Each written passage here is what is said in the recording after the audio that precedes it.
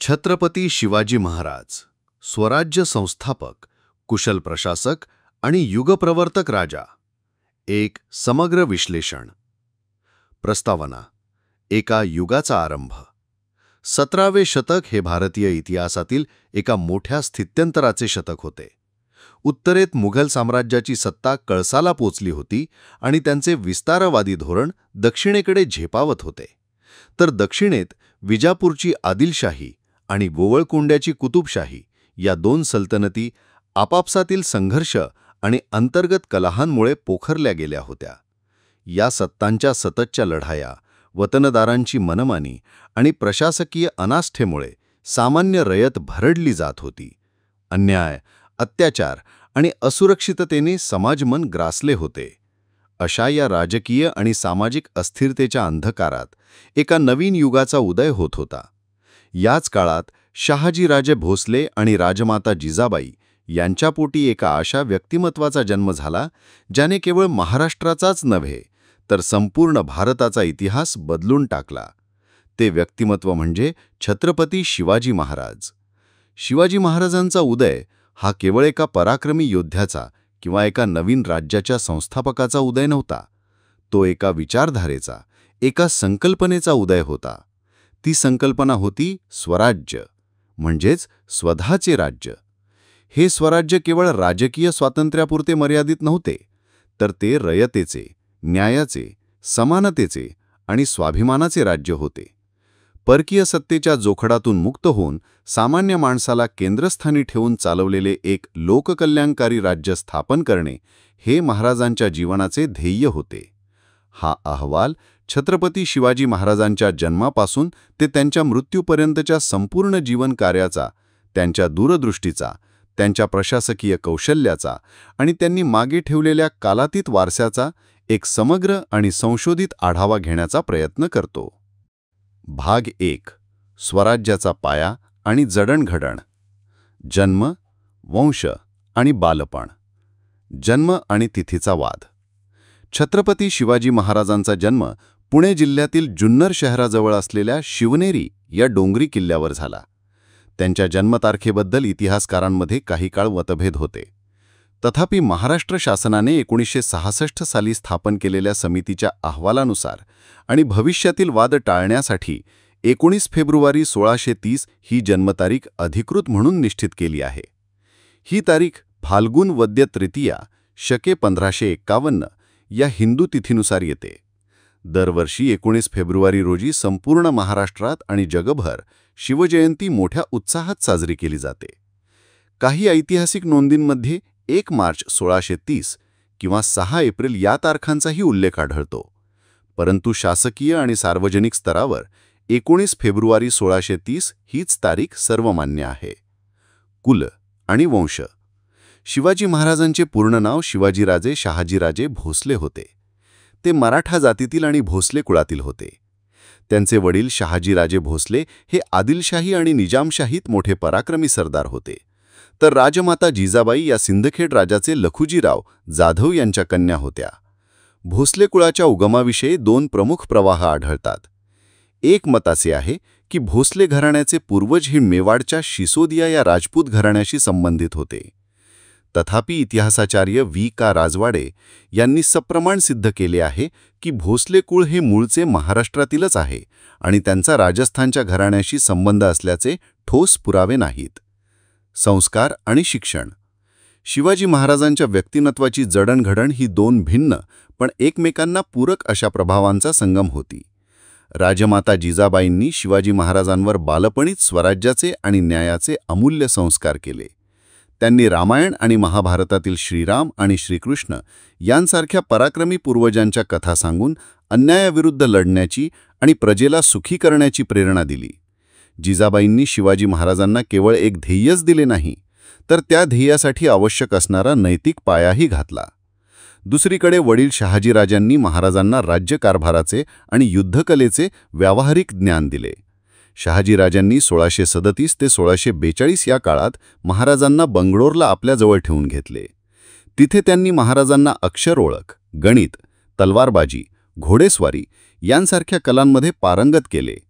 सर्वात महत्त्वाचे म्हणजे राजनीतीचे डावपेच आणि प्रत्यक्ष राज्यकारभाराचे धडे महाराजांनी याच काळात आपले वडील शहाजीराजे आणि थोरले भंडगू संभाजीराजे यांच्याकडून घेतले.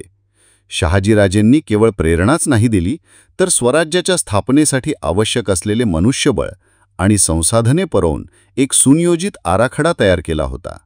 बंगलोरहून पुण्याला परत पाठवताना त्यांनी आपले काही विश्वासू आणि अनुभवी सरदार जसे की शामराज पंथ रांझेकर, बाळकृष्ण पंथ हणमंठे, माणकोजी दहातोंडे आणि रघुनाथ बल्लाळ सबनीस यांना महाराजांबरोबर दिले. यावरून हे स्पष्ट होते की स्वराज्य स्थापना ही केवळ शिवरायांची उत्स्फूर्त कृती नव्हती, तर ती एका पिढीकडून दुसऱ्या पिढीकडे सुपूर्त केलेली एक विचारपूर्वक आखलेली योजना होती. जिजाबाईंच्या संस्कारांमुळे स्वराज्याची कल्पना जन्माला आली, तर शहाजीराजांच्या मार्गदर्शनाने ती कल्पना प्रत्यक्षात उतरवण्याचे सामर्थ्य आणि ज्ञान मिळाले. रायरेश्वराची शपथ, हिंदवी स्वराज्याची प्रतिज्ञा. घटनेचे महत्त्व. वयाच्या अवघ्या 15व्या-16व्या वर्षी 26 किंवा 27 एप्रिल 1645 रोजी छत्रपती शिवाजी महाराजांनी आपल्या काही निवडक आणि विश्वासू सवंगड्यांसह रायरेश्वराच्या मंदिरात शिवलिंगाला रक्ताचा अभिषेक करून हिंदवी स्वराज्याची स्थापनेची शपथ घेतली. ही घटना म्हणजे केवळ काही तरुण मुलांनी भावनेच्या भरात उचललेलं पाऊल नव्हतं, तर एका सुस्पष्ट राजकीय ध्येयाची आणि एका महान कार्याची ती नांदी होती. या एका घटनेने सह्याद्रीच्या दऱ्याखोऱ्यात विखुरलेल्या मावळ्यांना एका समान ध्येयासाठी एकत्र आणलं आणि एका बंडखोर गटाचे रूपांतर एका वैचारिक चळवळीत केले. हिंदवी स्वराज्य संकल्पना. हिंदवी स्वराज्य म्हणजे केवळ एक घोषणा नव्हती, तर तो एक राजकीय सिद्धांत होता. महाराजांनी 1645 साली रोहीर खोऱ्याचे कुलकर्णी दादाजी नरसप्रभू यांना लिहिलेल्या एका पत्रात हिंदवी स्वराज्य या शब्दाचा स्पष्ट उल्लेख केला आहे. ते लिहितात, श्री रोहिरेश्वर यांनी आम्हास यश दिले व पुढे तो सर्व मनोरथ हिंदवी स्वराज्य करून पुरविणार आहे. यावरून हे सिद्ध होते की शपथ घेण्यापूर्वीच त्यांच्या मनात ही संकल्पना अत्यंत स्पष्ट होती. हिंदवी स्वराज्य म्हणजे केवळ मराठ्यांचे किंवा हिंदूंचे राज्य नव्हे, तर स्वतःचे राज्य, सेल्फ रूल, जिथे कोणत्याही परकीय सत्तेचा प्रभाव असणार नाही. हे राज्य जात, धर्म, पंथ असा कोणताही भेद न मानता सर्वांना समान न्याय देणारे, रयतेच्या कल्याणासाठी झटणारे राज्य असेल, ही त्यामागील मूळ भावना होती.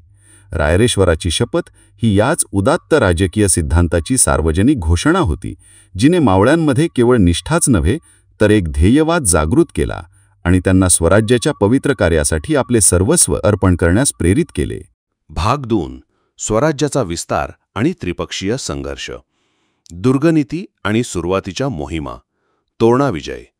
रायरेश्वराच्या शपथीनंतर महाराजांनी आपल्या ध्येयपूर्तीसाठी पहिले पाऊल उचलले ते किल्ले जिंकण्याच्या दिशेने. वयाच्या अवघ्या 16व्या वर्षी 1646 मध्ये त्यांनी कोणताही मोठा संघर्ष किंवा रक्तपात न करता आदिलशाहीच्या ताब्यात असलेला प्रचंडगड म्हणजेच तोरणा किल्ला जिंकला आणि स्वराज्याचं तोरण बांधले. हा त्यांचा पहिला मोठा विजय होता. या विजयामुळे त्यांना प्रचंड आत्मविश्वास, संपत्ती, तोरण्यावर सापडलेल्या खजिन्याच्या रूपाने आणि लष्करी सामर्थ्य मिळाले. राजगडाची उभारणी. तोरणा जिंकल्यानंतर मिळालेल्या धनाचा उपयोग महाराजांनी तोरण्याचा जवळच असलेल्या मुरुंब देवाच्या डोंगरावर एक नवीन आणि अभेद्य किल्ला बांधण्यासाठी केला. त्यांनी या किल्ल्याचे नाव राजगड ठेवले आणि त्याला आपल्या स्वराज्याची पहिली राजधानी बनवले. राजगड हे केवळ एक लष्करी केंद्र नव्हते, तर ते स्वराज्याच्या सार्वभौमत्वाचे आणि वाढत्या सामर्थ्याचे प्रतीक होते. किल्ल्यांचे धोरण. छत्रपती शिवाजी महाराजांच्या राज्यविस्तार आणि संरक्षण नीतीचा कणा म्हणजे त्यांची दुर्गनीती. त्यांनी आपल्या कारकिर्दीत डोंगरी, भुईकोट आणि जलदुर्ग असे मिळून सुमारे 370 किल्ले जिंकले किंवा नव्याने बांधले. त्यांनी घाट तथे किल्ला हे धोरण अवलंबून सह्याद्रीच्या रांगांमध्ये किल्ल्यांची एक अभेद्य साखळीच निर्माण केली. हे किल्ले केवळ संरक्षणाची ठिकाणे नव्हती, तर ते प्रशासकीय केंद्र, लष्करी तळ, टेहळणी चौक्या आणि राज्याच्या सार्वभौमत्वाचे प्रतीक होते. एकदा अमात्याने किल्ल्यांवर होणाऱ्या खर्चाबद्दल चिंता व्यक्त करताना महाराजांनी उत्तर दिले होते की जसा कुणबी शेतात माळा घालून ते राखतो, तसे किल्ले हे राज्याच्या रक्षणासाठी आहेत. यावरून किल्ल्यांचे त्यांच्या धोरणातील अनन्यसाधारण महत्त्व स्पष्ट होते. आदिलशाहीशी मुकाबला. प्रतापगडाचा पराक्रम. अफजलखानाचा वध 10 नोव्हेंबर 1659. स्वराज्याचा वाढता विस्तार आणि महाराजांचे वाढते सामर्थ्य हे बिजापूरच्या आदिलशाहीसाठी एक मोठे आव्हान ठरले होते. हा धोका कायमचा संपवण्यासाठी आदिलशाहीच्या बड्या बिडमेने दरबारातील सर्वात बलाढ्य आणि क्रूर सरदार अफजल खानास याला मोठ्या फौजेनिशी स्वराज्यावर पाठवले. अफजल खान प्रचंड सैन्य घेऊन वाईपर्यंत आला आणि त्याने महाराजांना उघड्या मैदानावर युद्धासाठी बोलावण्याचा प्रयत्न केला. परंतु महाराजांनी त्याच्या सामर्थ्याने उत्तर देण्याऐवजी युक्तीचा वापर केला.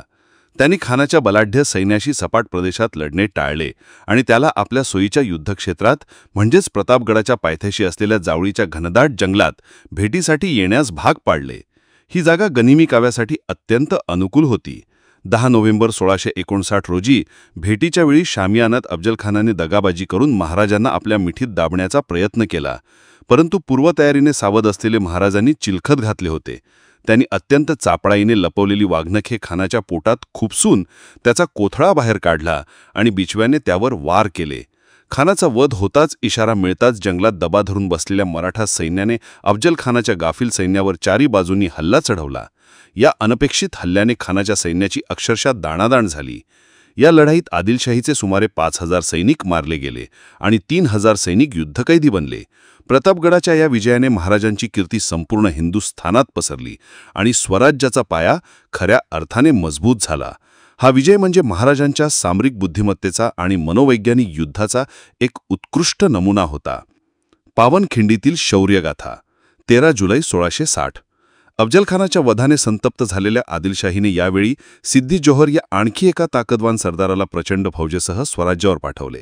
सिद्दी जोहरने पन्हागडाला वेढा घातला आणि महाराजांना गडावर कोंडले. हा वेढा अनेक महिने चालला. अखेरीस वेढ्यातून बाहेर पडणे अशक्य दिसत असल्याने महाराजांनी एका धाडसी योजनेनुसार वेढ्यातून निसटून विशाळगडाकडे कूच केले. त्यांचा पाठलाग करणाऱ्या सिद्दी मसूदच्या सैन्याला रोखून धरण्याची जबाबदारी बाजीप्रभू देशपांडे यांनी स्वीकारली. त्यांनी विशाळगडाच्या जवळच्या घोडखिंडीत, जी नंतर त्यांच्या रक्ताने पावन झाली आणि पावनखिंड म्हणून ओळखली जाऊ लागली, केवळ 300 मावळ्यांसह शत्रूच्या हजारोंच्या सैन्याला अडवून धरले. लाख मेले तरी चालतील, पण लाखांचा पोशिंदा जगला पाहिजे, असे महाराजांना कळवून बाजीप्रभूंनी आणि त्यांच्या मावळ्यांनी पराक्रमाची शर्त केली. शत्रूच्या प्रत्येक हल्ल्याला त्यांनी निकराने परतावून लावले. महाराज विशाळगडावर सुखरूप पोचल्याचे सूचित करणाऱ्या तोफांचे आवाज ऐकल्यानंतरच कर्तव्यपूर्तीच्या समाधानाने बाजीप्रभूंनी आपले प्राण सोडले. या लढाईत बाजीप्रभूंसह सर्व 300 मावळे कामी आले, पण त्यांनी आदिलशाहीच्या सुमारे 3,000 सैनिकांना कापून काढले. बाजीप्रभूंचे हे बलिदान मराठा इतिहासातील स्वामीनिष्ठेचे आणि शौर्याचे एक अजरामर प्रतीक बनले. मुघलांशी संघर्ष, लाल महालातील धाडस, शाहिस्तेखानाची फजिती. 5 एप्रिल 1663. आदिलशाहीप्रमाणेच उत्तरेकडील मुघल सम्राट औरंगजेबही महाराजांच्या वाढत्या सामर्थ्याने चिंतित होता. त्याने आपला मामा शाहिस्तेखान याला 1.25 लाख सैन्यासह स्वराज्यावर पाठवले. शाहिस्तेखान पुण्यावर चालून आला आणि त्याने महाराजांच्या बालपणीच्या वास्तव्याने पावन झालेल्या लाल महालातच आपला तळ ठोकला. 3 वर्ष खान पुण्यात ठाण मांडून बसला होता. त्याला त्याच्याच घरात, त्याच्याच बालेकिल्ल्यात मात देण्याचा एक धाडसी आणि अविश्वसनीय बेत महाराजांनी आखला. 5 एप्रिल 1663च्या रात्री महाराजांनी आपल्या निवडक 400 सैनिकांसह एका लग्नाच्या वरातीच्या गर्दीचा फायदा घेऊन मध्यरात्री लाल महालात प्रवेश केला. त्यांनी थेट शाहिस्तेखानच्या शयनकक्षावर हल्ला केला. या अनपेक्षित हल्ल्याने शाहिस्तेखान घाबरून खिडकीतून पळून जाण्याचा प्रयत्न करत असताना महाराजांनी केलेल्या वाराने त्याची 3 बोटे कापली गेली. या हल्ल्यात खानाचा एक मुलगा ठार झाला. या घटनेने केवळ शाहिस्तेखानाचीच नव्हे तर बलाढ्य मुघल साम्राज्याची जगभर नाचक्की झाली. हा केवळ एक लष्करी हल्ला नव्हता, तर तो एक मोठा मनोवैज्ञानिक विजय होता, ज्याने मुघल सत्तेच्या अजिंक्यतेच्या कल्पनेला जबरदस्त धक्का दिला. पुरंदरचा तह 11 जून 1665. शाहिस्तेखानाची फजिती आणि त्यानंतर महाराजांनी केलेल्या सुरेतेच्या लुटीने औरंगजेब संतापाने लाल झाला. त्याने यावेळी आपला सर्वात अनुभवी, मुत्सदी आणि पराक्रमी राजपूत सरदार मिर्झा राजे जयसिंग याला प्रचंड फौजेसह आणि दिलेरखानासारख्या योद्ध्यासह स्वराज्यावर पाठवले. जयसिंगाने अत्यंत नियोजनपूर्वक कारवाई करत स्वराज्याच्या अनेक भागात मुघल फौजा पाठवल्या आणि पुरंदर या अत्यंत महत्त्वाच्या किल्ल्याला वेढा घातला. पुरंदरचा किल्लेदार मोरारबाजी देशपांडे यांनी आपल्या मोजक्या सैन्यासह पराक्रमाची शर्त केली, पण अखेरीस त्याला वीरमरण आले आणि किल्ला पडण्याच्या बेतात आला. सर्व बाजूंनी होणारी कोंडी, स्वराज्याचे होणारे नुकसान आणि रयतेचे हाल टाळण्यासाठी महाराजांनी अत्यंत व्यावहारिक भूमिका घेत जयसिंगाशी तहाची बोलणी सुरू केली. 11 जून 1665 रोजी इतिहासाला कलाटणी देणारा पुरंदरचा तह झाला. या तहाच्या अटी अत्यंत मानहानिकारक होत्या. महाराजांना आपले 23 महत्त्वाचे किल्ले आणि त्याखालचा 4 लाख होण उत्पन्नाचा मुलूक मुघलांना द्यावा लागला. स्वतःकडे केवळ 12 किल्ले आणि 1 लाख होण उत्पन्नाचा प्रदेश ठेवण्याची परवानगी मिळाली. हा तह महाराजांचा पराभव नव्हता, तर ती एक सामरिक माघार, स्ट्रॅटेजिक रिट्रीट होती. जयसिंगासारख्या बलाढ्य आणि मुरदसदी शत्रूशी लढून सर्वनाश करून घेण्यापेक्षा तात्पुरते नमते घेऊन भविष्यातील मोठ्या संघर्षासाठी आपली शक्ती आणि वेळ वाचवणे हे अधिक शहाणपणाचे होते. आग्र्याहून सुटका. 17 ऑगस्ट 1666. औरंगजेबाच्या पोलादी कैदेतून सुटणे अशक्यप्राय होते. परंतु महाराजांनी आपल्या अतुलनीय बुद्धिमत्तेने आणि चातुर्याने सुटकेची एक अद्भुत योजना आखली. त्यांनी आजारी पडल्याचे नाटक केले आणि प्रकृती स्वास्थ्यासाठी साधू, फकीर आणि गरिबांना मिठाई आणि फळांचे पेटारे दान म्हणून पाठवण्यास सुरुवात केली. सुरुवातीला पहारेकरी प्रत्येक पेटारा तपासून पाहत, पण नंतर तेही सरावले.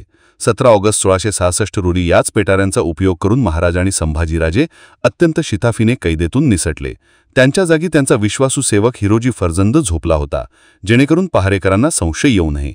ही घटना भारतीय इतिहासातील एक अत्यंत महत्त्वाची आणि कलाडणी देणारी घटना मानली जाते. जर महाराज आग्र्यातून सुटले नसते, तर मराठ्यांचा आणि पर्यायाने भारताचा इतिहास कदाचित वेगळा असता. या सुटकेनंतर महाराजांनी परत येऊन केवळ 10 वर्षात आपले गमावलेले सर्व किल्ले आणि प्रदेश परत जिंकून स्वराज्याला पूर्वीपेक्षाही अधिक सामर्थ्यवान बनवले. पुरंदरचा तह आणि आग्र्याहून सुटका या दोन्ही घटना महाराजांच्या परिस्थितीनुसार डावपेच बदलण्याच्या क्षमतेचे आणि त्यांच्या अदम्य इच्छाशक्तीची साक्ष देतात. भाग 3. सार्वभौम राज्याची स्थापना आणि लोककल्याणकारी प्रशासन. शिवराज्याभिषेक, एका सार्वभौम राष्ट्राचा उदय. 6 जून 1674. राज्याभिषेकाची आवश्यकता. जवळपास 3 दशकांच्या अथक संघर्षानंतर शिवाजी महाराजांनी एक विस्तृत आणि स्थिर राज्य निर्माण केले होते. तरीही तत्कालीन राजकीय संकेतांनुसार ते कायदेशीरदृष्ट्या केवळ एक बंडखोर जमीनदार किंवा राजा मानले जात होते. मुघल आणि आदिलशाहीसारख्या प्रस्थापित सत्तांशी बरोबरीच्या नात्याने तह किंवा करार करण्यासाठी, आपल्या राज्याला एक कायदेशीर आणि सार्वभौम दर्जा मिळवण्यासाठी आणि रयतेच्या मनात स्वराज्याबद्दलचा विश्वास दृढ करण्यासाठी राज्याभिषेक करणे अत्यावश्यक होते. राज्याभिषेकाशिवाय राजाला राजाचा दर्जा न मिळता त्याच्याकडे बंडखोर म्हणूनच पाहिले जात असे. सोहळ्याचे स्वरूप. 6 जून 1674, ज्येष्ठ शुद्ध त्रयोदशी, शके 1596 या दिवशी स्वराज्याची राजधानी रायगडावर एका भव्य आणि नेत्रदीपक सोहळ्यात महाराजांचा राज्याभिषेक झाला. या विधींचे पौरोहित्य करण्यासाठी काशीहून विशेषत्वाने गागाभट्ट या विद्वान पंडिताला बोलवण्यात आले होते. या सोहळ्यासाठी 32 मण सोन्याचे एक भव्य सिंहासन तयार करण्यात आले होते. भारतातील अनेक राजे, सरदार, प्रतिनिधी आणि ईस्ट इंडिया कंपनीचा वकील हेनरी ऑक्सिडन या ऐतिहासिक क्षणाचे साक्षीदार होण्यासाठी उपस्थित होते. गागाभट्टांनी पवित्र सप्तगंगा आणि समुद्राच्या जलाने महाराजांवर अभिषेक केला आणि त्यानंतर महाराजांनी सिंहासनावर आरोहण केले. गागाभट्टांनी शिवछत्रपती म्हणून महाराजांचा जयघोष केला आणि त्या क्षणापासून महाराज अधिकृतपणे छत्रपती झाले. महत्त्वपूर्ण परिणाम. शिवराज्याभिषेकाचे दूरगामी परिणाम झाले. या घटनेने मराठा राज्याला एका सार्वभौम राष्ट्राचा दर्जा दिला. या दिवसापासून राज्याभिषेक शक ही नवीन कालगणना सुरू करण्यात आली. महाराजांनी शिवराई म्हणजे तांब्याचे आणि होन म्हणजे सोन्याचे ही स्वतंत्र चलने पाडली, जी आर्थिक सार्वभौमत्वाचे प्रतीक होती. त्यांनी क्षत्रिय कुलावतंस श्री राजा शिवछत्रपती हे बिरुद धारण केले. याचवेळी राज्यकारभाराला एक शिस्तबद्ध चौकट देण्यासाठी अष्टप्रधान मंडळाची अधिकृत रचना करण्यात आली. हा राज्याभिषेक म्हणजे केवळ एका व्यक्तीचा गौरव नव्हता, तर तो शतकानुशतके पारतंत्र्यात हितपत पडलेल्या समाजाच्या आशा आकांक्षांच्या पूर्ततेचा सोहळा होता. या वैदिक राज्याभिषेकानंतर काही महिन्यातच 24 सप्टेंबर 1674 रोजी निश्चलपुरी गोसावी नावाच्या एका तांत्रिक साधूच्या आग्रहानुसार महाराजांनी तांत्रिक पद्धतीने दुसरा राज्याभिषेक करून घेतला. यामागील नेमकी कारणे काय होती यावर अभ्यासकांमध्ये मतमतांतरे आहेत. राज्यकारभार. अष्टप्रधान मंडळाची रचना. राज्याभिषेकानंतर छत्रपती शिवाजी महाराजांनी राज्यकारभाराच्या सोयीसाठी आणि प्रशासनाला एक शिस्तबद्ध स्वरूप देण्यासाठी 8 प्रमुख मंत्र्यांच्या एका मंडळाची स्थापना केली, जे अष्टप्रधान मंडळ म्हणून ओळखले जाते. हे एक प्रकारचे मंत्रिमंडळ होते जे राजाला सल्ला देण्याचे काम करत असे. तथापि अंतिम निर्णय घेण्याचा अधिकार छत्रपतींचाच असे. या व्यवस्थेतून महाराजांनी प्रशासनात गुणवत्तेला दिलेले महत्त्व अधोरेखित होते. अष्टप्रधान मंडळाची रचना, त्यातील मंत्र्यांची नावे, त्यांची कार्ये आणि त्यांना मिळणारे वार्षिक वेतन खालीलप्रमाणे होते. पद, नाव, प्रमुख कार्य, वार्षिक वेतन होन. पंतप्रधान पेशवा, मोरोपंत त्रिंबक पिंगळे.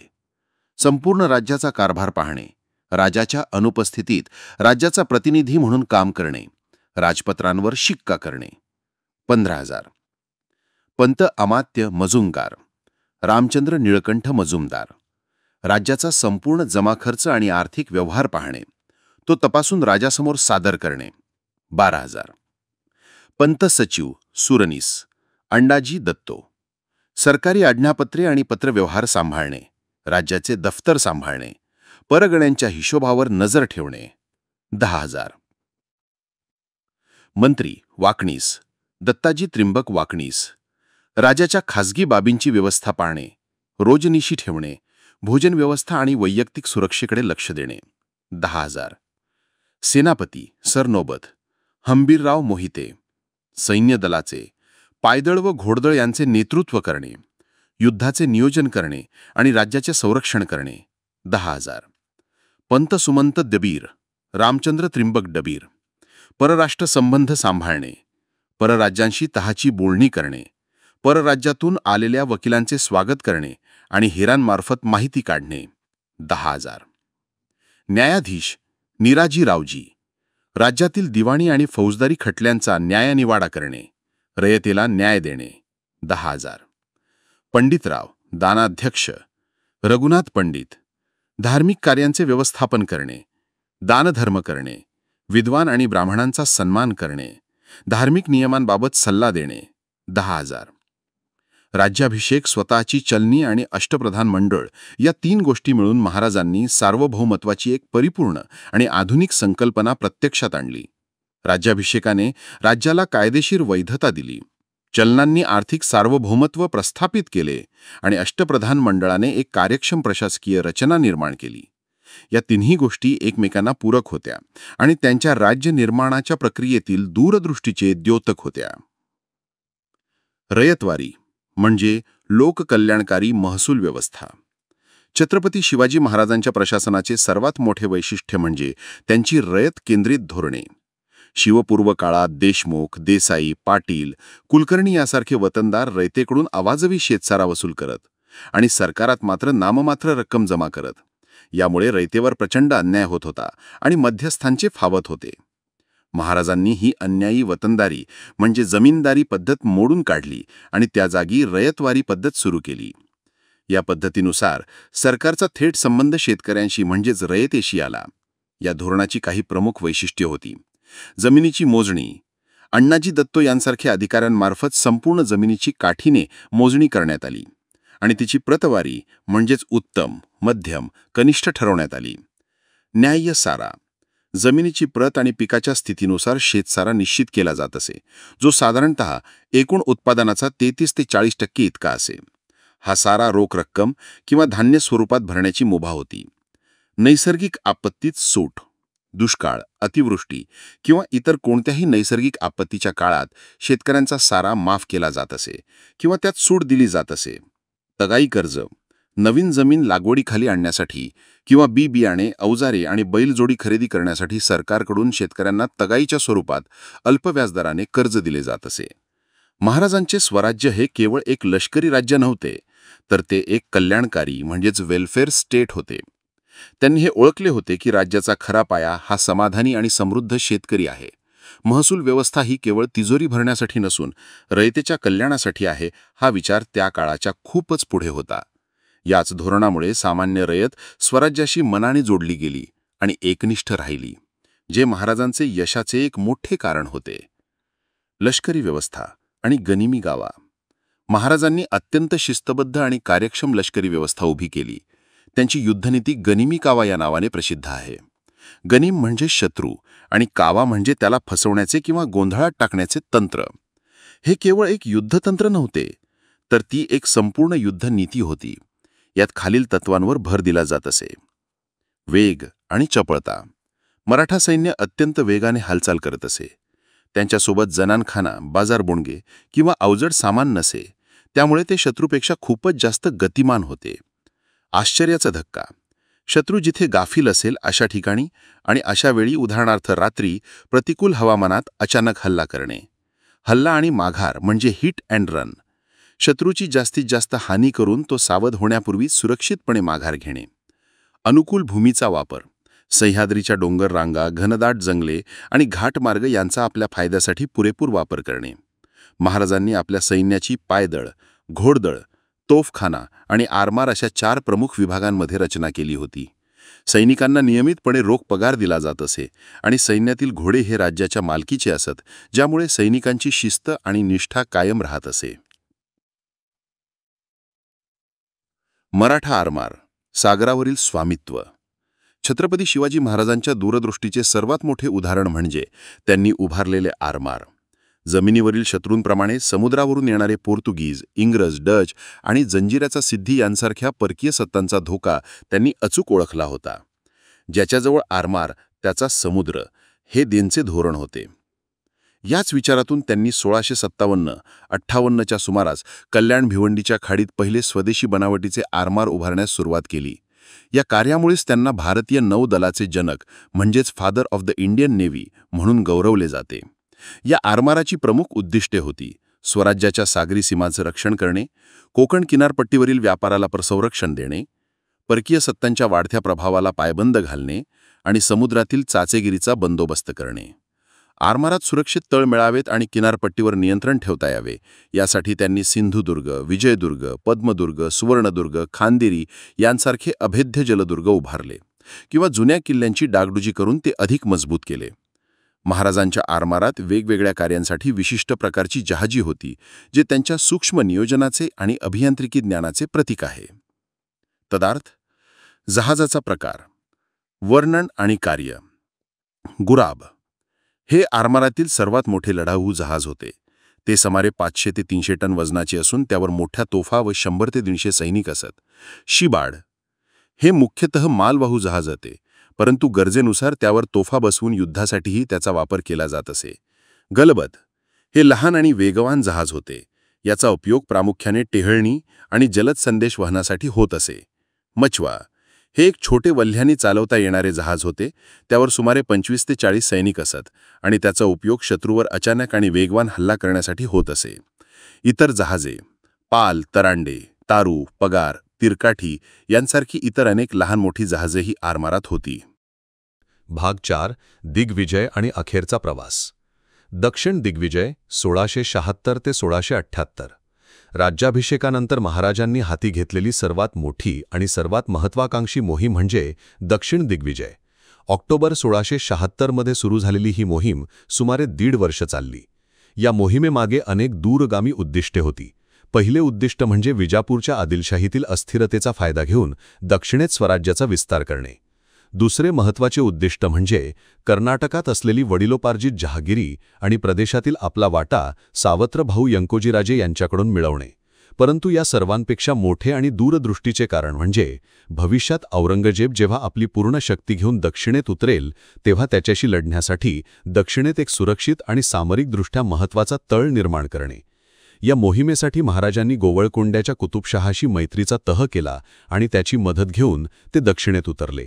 त्यांनी आपल्या पराक्रमाने आणि मुत्सद्देगिरीने कर्नाटकातील अनेक महत्त्वाचे प्रदेश आणि किल्ले जिंकले.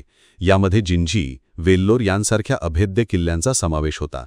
त्यांनी तिरुवाडीच्या लढाईत पठाण सरदार शेरखान लोदीचा दारुण पराभव केला. व्यंकोजीराजांनी सुरुवातीला वाटा देण्यास नकार दिला, परंतु महाराजांनी त्यांची समजूत काढण्याचा प्रयत्न केला. या संपूर्ण मोहिमेत महाराजांनी सुमारे 100 किल्ले आणि मोठा प्रदेश स्वराज्यात सामील केला. या मोहिमेमुळे स्वराज्याच्या सीमा दक्षिणेत थेट तंजावरपर्यंत पोचल्या आणि महाराजांची कीर्ती संपूर्ण दक्षिण भारतात पसरली.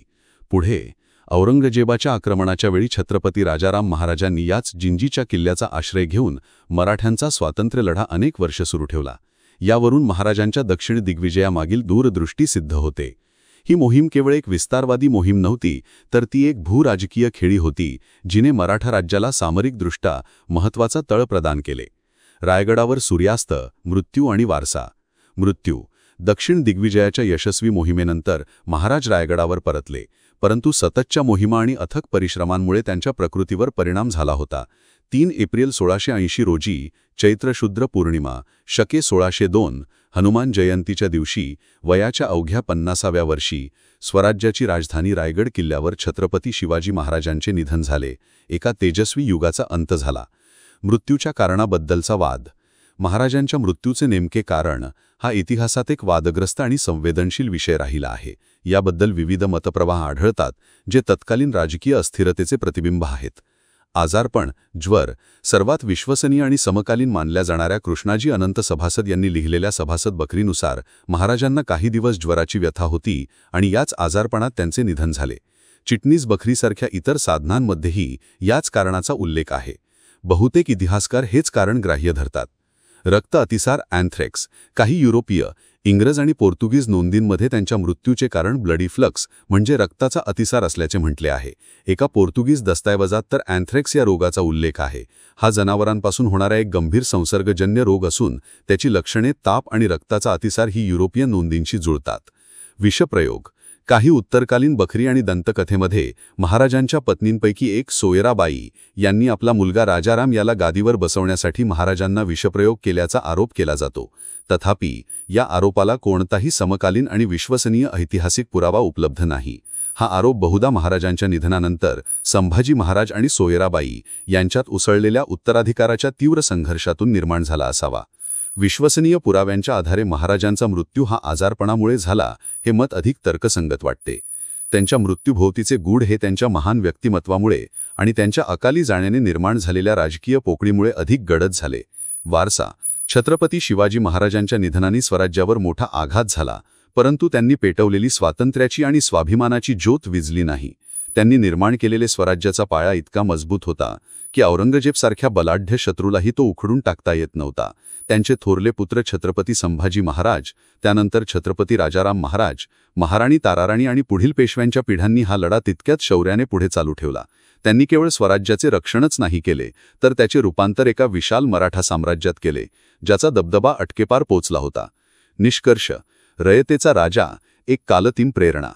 छत्रपती शिवाजी महाराज हे केवळ एक व्यक्ती नव्हते, तर ते एक विचार होते, एक युग होते. त्यांचे जीवन आणि कार्य हे शौर्य, मुत्सद्देगिरी, दूरदृष्टी आणि लोककल्याणाचा अद्भुत संगम होते. ते केवळ एक महान योद्धे नव्हते, तर एक द्रष्टे राज्यकर्ते, एक कुशल प्रशासक आणि रयतेचे हित जपणारे एक खऱ्या अर्थाने लोककल्याणकारी राजा होते. त्यांनी प्रतिकूल परिस्थितीतून शून्यातून स्वराज्य निर्माण केले. त्यांची दुर्गनीती, गनिमी काव्याची युद्धनीती, भारतीय नौकादलाचा पाया घालणारे आरमार, शेतकऱ्यांच्या हिताची रयतवारी महसूल व्यवस्था आणि राज्यकारभाराला शिस्त लावणारे अष्टप्रधान मंडळ यांसारख्या देणग्या भारतीय इतिहासात अद्वितीय आणि अमूल्य आहेत. त्यांनी सर्व जाती धर्माच्या लोकांना एकत्र आणून एका समान ध्येयासाठी लढायला शिकवले. त्यांनी स्त्रियांचा आदर आणि प्रतिरक्षण याला सर्वोच्च प्राधान्य दिले. शिवाजी महाराजांनी केवळ एक राज्य जिंकले नाही, तर त्यांनी लोकांची मने जिंकली. त्यांनी समाजाला आत्मविश्वास, स्वाभिमान आणि स्वतःच्या सामर्थ्यावर विश्वास ठेवायला शिकवले. त्यांनी निर्माण केलेले स्वराज्य आणि दिलेला स्वाभिमानाचा विचार हा केवळ त्यांच्या काळापुरता मर्यादित नव्हता, तो आजही तितकाच प्रेरणादायी आणि प्रासंगिक आहे. म्हणूनच छत्रपती शिवाजी महाराज हे केवळ महाराष्ट्राचे किंवा भारताचेच नव्हे, तर जगाच्या इतिहासातील एक महान आणि युगप्रवर्तक राजा म्हणून सदैव स्मरणात राहतील.